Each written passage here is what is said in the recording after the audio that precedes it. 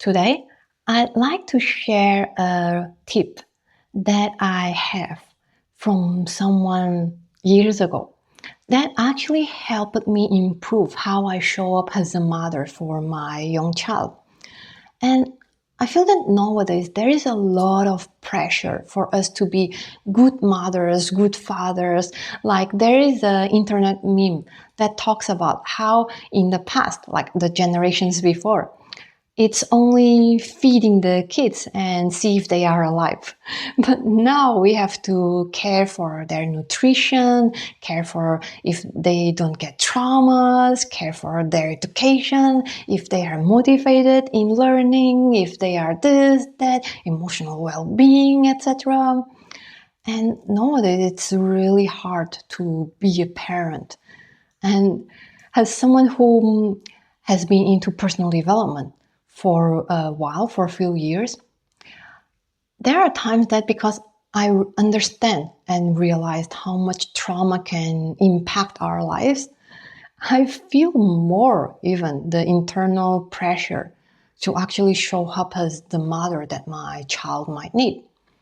So, one of the things that someone else recommended me back then, it was like years ago. I think it was even before I was interested in personal development, was that, you know, when I was with my kid, every time that I'm with my kid, what I would do with them is that I would find activities that I actually enjoy doing together and not activities that I just think that my kid would enjoy. And when I heard this, I was like, yeah, that's true. Like, because when we are doing things, oh, just my kids like this, but I don't like this, I would really show up with this weird energy, like, oh, I'm actually tired, but I'm still, doing this. I don't enjoy with my kid. And my kid can actually feel it, feel from my energy. And, kids are very perceptive when it comes to how we are showing up. They can capture really even the most subtle emotions and energies from us. And so when I started to wonder, okay, what if I start to do what I enjoy with him rather than what I think that only he would enjoy? Then I would stop running away from, mom is tired today, maybe not now, but actually looking forward to do things with him.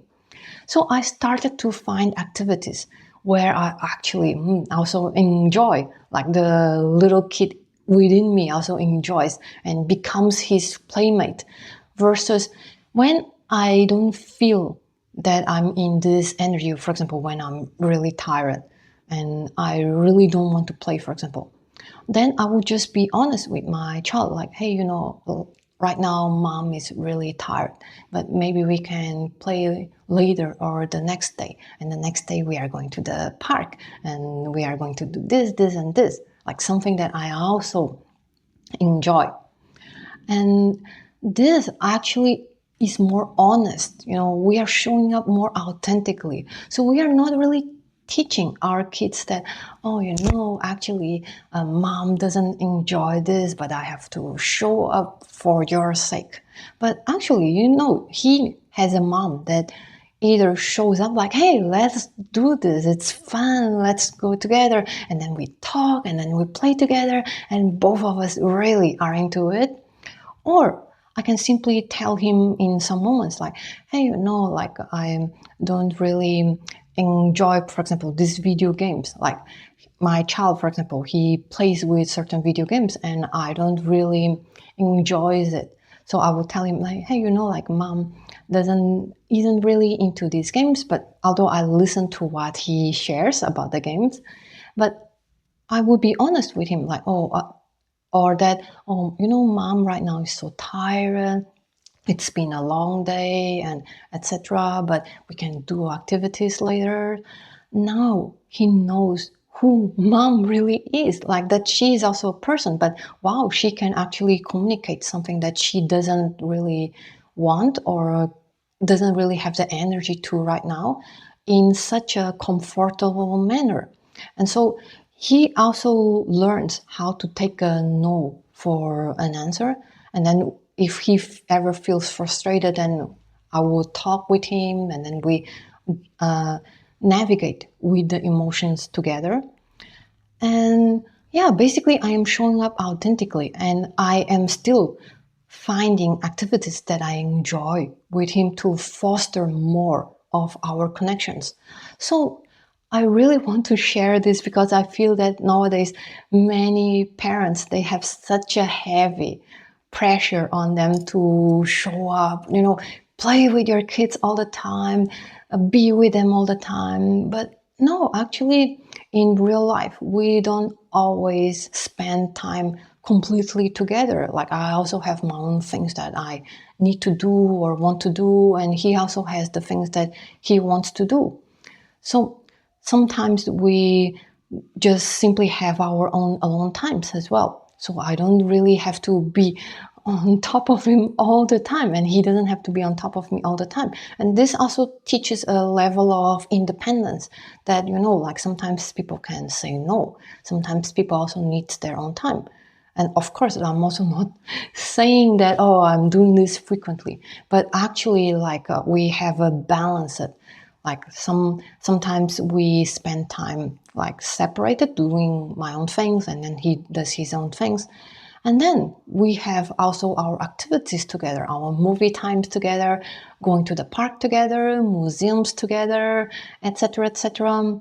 So at the end of the day, the more authentic we can also be around them with our own likes or dislikes or not. Like, for example, if you are sharing, like, if you go to eat ice cream together, just because your kid likes chocolate or strawberry, you don't have to like the same flavor. You can tell them, oh, I like vanilla, for example. And then it also builds emotional resilience so that they can know, oh, actually people have different needs and wants. And for example, they can also feel more comfortable voicing, hey, mom, I don't really want to do this activity. And then we come up with something else to do together. Or maybe sometimes he would also, hey, I want to play video games by myself right now for a bit. Then I also can let him, and instead of insisting on doing something together.